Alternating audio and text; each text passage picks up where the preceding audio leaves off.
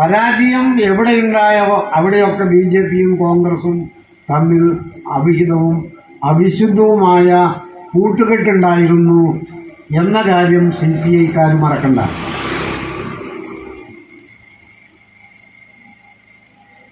തോറ്റാൽ അതിന്റെ പൂർണ്ണ ഉത്തരവാദിത്വം CPM-ന്,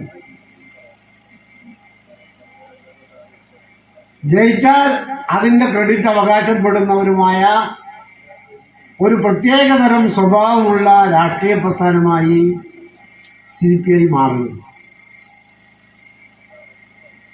ഉത്തരം താങ്ങുന്നത് പല്ലിയാണ് എന്ന പല്ലിയുടെ മാനസികാവസ്ഥയാണ് CPI-ക്കാർക്കുള്ളത്.